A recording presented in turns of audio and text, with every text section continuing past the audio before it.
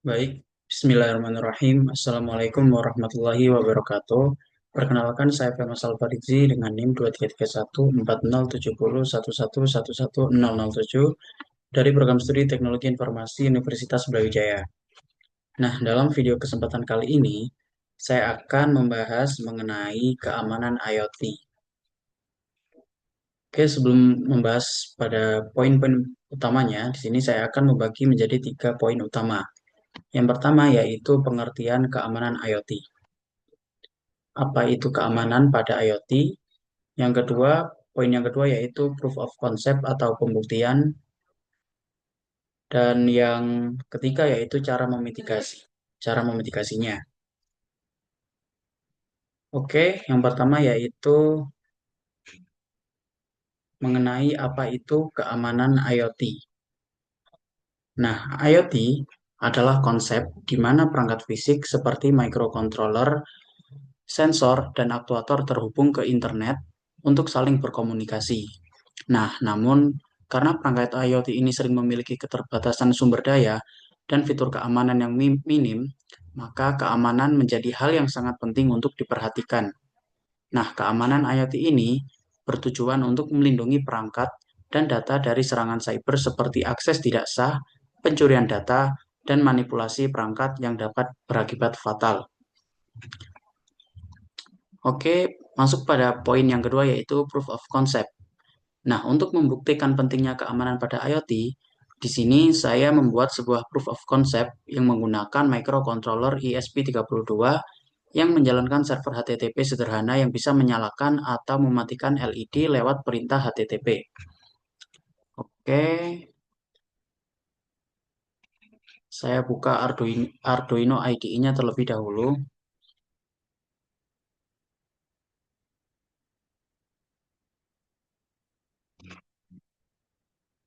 Sambil menyiapkan, di sini saya akan merecord untuk hardware pada IoT-nya. Di sini saya menggunakan dua device. Yang pertama untuk record kodenya pada di laptop dan juga menggunakan device HP untuk merecord kondisi hardware fisiknya.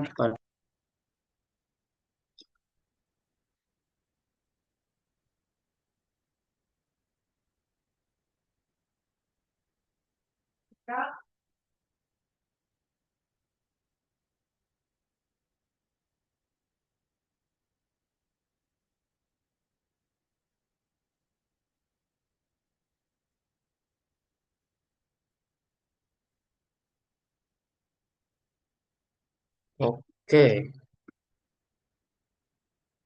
oke, di sini saya sudah membuat kode yang sengaja memang rentan untuk celah keamanannya. Di sini tanpa menggunakan token autentikasi. Jadi di sini menggunakan nama WiFi yang saya gunakan pada komputer saya atau laptop saya dan juga ini passwordnya. Di sini tanpa menggunakan token autentikasi terlebih dahulu.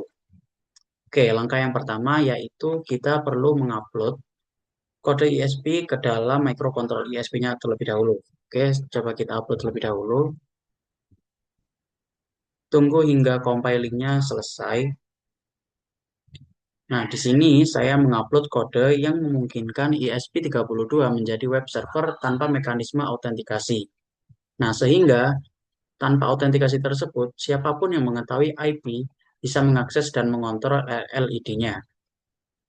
Oke, di sini compilingnya hampir selesai, kita tunggu.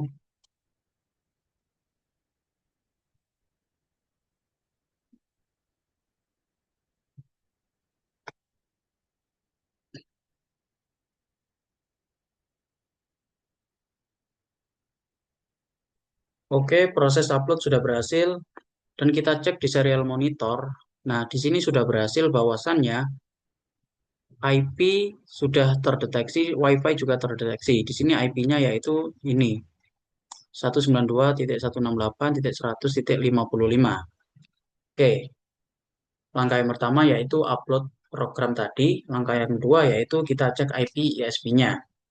Oke, sini saya sudah buka serial monitornya untuk mengetahui IP ISP32 yang terhubung ke jaringan WiFi saya. Oke, setelah ISP32 terkoneksi dengan WiFi, nah Kemudian saya akan mencoba membuka browsernya dengan mengetikkan alamat. Saya coba jalankan di browser dengan cara HTTP.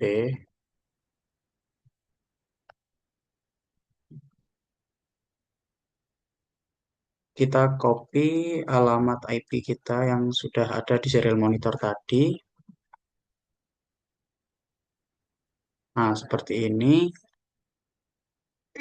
Kita tambahkan di sini saya menghandlenya dengan perintah handle LED on. LED on ini untuk menyalakan lampu LED, sedangkan LED off ini untuk mematikan LED. Oke, sekarang kita coba untuk menyalakan LED-nya. LED on, oke, enter. Nah, terlihat bahwasannya di sini LED sudah menyala dan pada tulisan di web ini muncul tulisan LED is on yang diambil dari kode, nah kode di sini. Kemudian untuk mematikan LED ini kita bisa perintahkan URL-nya ini LED off. Kita coba LED off. Nah, LED sudah mati. Oke. Nah, karena belum adanya autentikasi tadi ini, LED dapat dinyalakan atau dimatikan secara bebas. Oke, yang kedua, kemudian kita akan melakukan pen testing. Oke, selanjutnya saya akan melakukan pen testing sederhana dengan menggunakan tools Nmap untuk memindai port yang terbuka di ESP32. Nah, apa itu Nmap? Kembali ke presentasi ini, Nmap. Nah, Nmap atau yang sering disebut dengan Network Mapper adalah alat pemindai jaringan yang open source digunakan untuk mendeteksi dan menganalisis perangkat dan layanan yang terhubung ke jaringan. Nah, fungsinya dalam IoT ini adalah untuk mengetahui yang pertama, apakah perangkat seperti ESP32, komputer, server, aktif dan terhubung di jaringan. Yang kedua, port apa saja yang terbuka dan siap menerima koneksi. Yang ketiga, informasi layanan yang berjalan di port tersebut, baik itu seperti HTTP, FTP, SSH, dan lain-lain. Nah, dalam konteks IoT, Nmap sering dipakai untuk mendeteksi celah keamanan. Misalnya, port yang terbuka tanpa proteksi bisa jadi celah eksploitasi. Oke, sekarang kita akan mencoba melakukan pen testing menggunakan Nmap ini. Yang pertama, kita buka CMD-nya terlebih dahulu. Nah, kita ketikkan perintah dengan perintah nmap min p port 80. Kemudian kita isi dengan IP kita yang ada di serial monitor tadi. Oke, kita klik enter. Nah, di sini port 80 sudah terbuka, yang mana artinya server web siap diakses. Nah, setelah tahu portnya terbuka, saya akan mencoba mengontrol LED lewat command prompt menggunakan perintah curl. Nah, ini proses pen testingnya. Sebelumnya saya akan merecord lagi di HP saya untuk mengetahui LED-nya menyala atau tidak menggunakan Nmap ini. Nah, kalau yang tadi kita mengaksesnya itu melalui browser, karena kan tadi tidak ada autentikasinya. Nah, sekarang kita mencoba melakukan pen testing melalui CMD ini menggunakan Nmap tadi. Nah, perintahnya yaitu curl http titik dua slice alamat IP kita tadi ini copy. Kita coba nyalakan dengan perintah LED on. Oke, enter. Nah, kita bisa mengontrol LED ini dari CMD ini. Coba kita matikan lagi. Ups.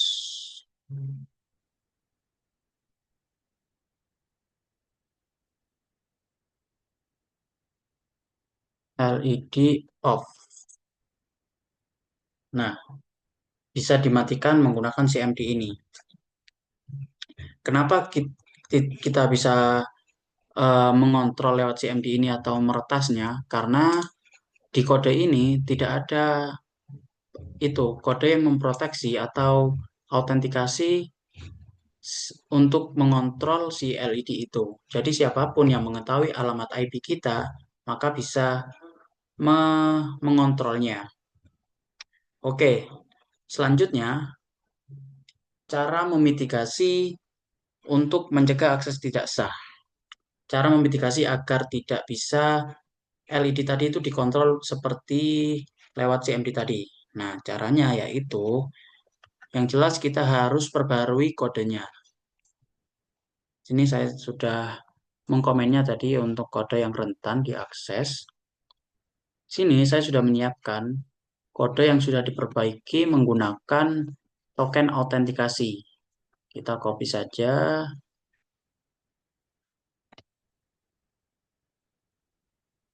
kita ganti di sini.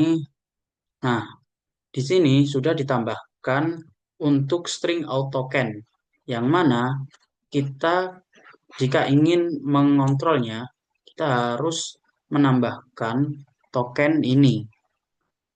Kalau tadi kan hanya IP-nya, kemudian perintah LED on atau off-nya. Nah, kalau sekarang, jika kita ingin mengaksesnya atau mengontrolnya, kita harus menambahkan token rahasia untuk autentikasi ini. Oke, kita upload lagi. Kita upload lagi ke microcontroller ISP-nya.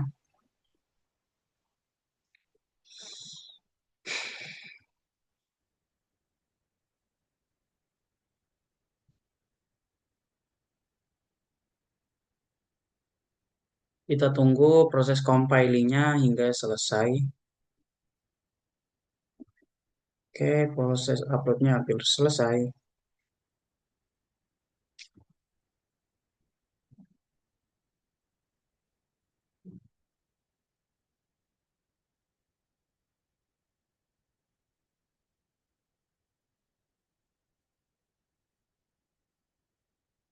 Oke, sudah berhasil terkoneksi.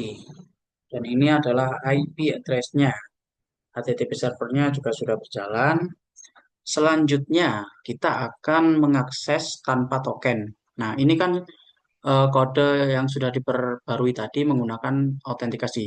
Seharusnya, jika kita melakukan penetrasi seperti tadi ini, coba kita LED on. Oke, udah record. Kita enter. Nah, nanti akan muncul tulisan unauthorized token invalid or missing.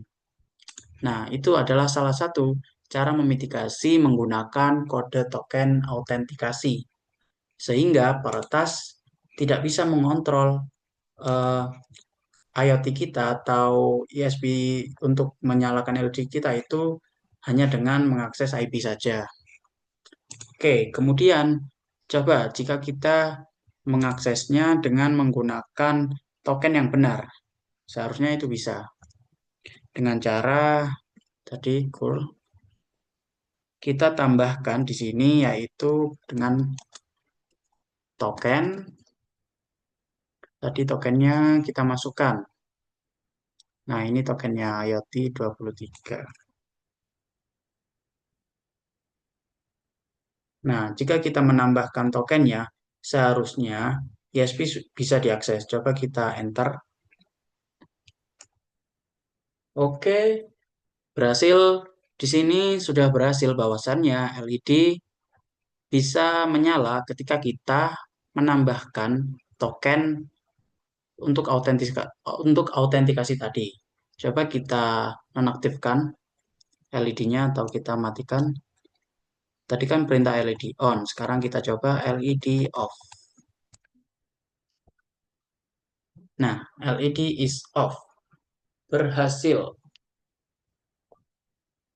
Baik, kesimpulan dari video yang saya buat ini yaitu dari proses ini bisa ditarik kesimpulan bahwasannya yang pertama, cara ESP32 dapat dikontrol lewat jaringan tanpa autentikasi yang beresiko keamanan. Seperti yang sudah saya jelaskan yang awal, menggunakan kode yang rentan, yaitu ISP dapat dikontrol dengan jaringan tanpa autentikasi. Yang kedua yaitu pentesting dengan menggunakan tools Nmap dan Ghoul membantu menemukan dan mengeksploitasi celah keamanan tadi. Tadi kan kita menggunakan Nmap untuk mengetahui port yang terbuka dan juga menggunakan perintah Ghoul. Selanjutnya untuk memitigasinya yaitu kita perbarui kodenya, kode yang ada pada Arduino IDE-nya dengan menambahkan token rahasia ini. Nah, penambahan autentikasi sederhana adalah langkah efektif pertama untuk memperkuat keamanan IoT. Oke, mungkin itu saja video mengenai keamanan IoT sebagai bagian dari mata kuliah keamanan komputer yang diampu oleh Bapak Johan Erika WPMKOM. Dan karena ini merupakan perkuliahan terakhir saya dan juga video pembelajaran keamanan komputer saya yang terakhir, saya mengucapkan terima kasih sebesar-besarnya kepada Bapak Johan karena telah mendedikasikan dan juga memberikan ilmunya kepada kami semua. Dan kami memohon maaf apabila selama kami mengikuti perkuliahan Bapak, kami kurang maksimal atau tidak memenuhi ekspektasi yang Bapak inginkan. Semoga ilmu yang Bapak ajarkan menjadi ladang jariah atau amal jariah untuk Bapak. Terima kasih. Assalamualaikum warahmatullahi wabarakatuh.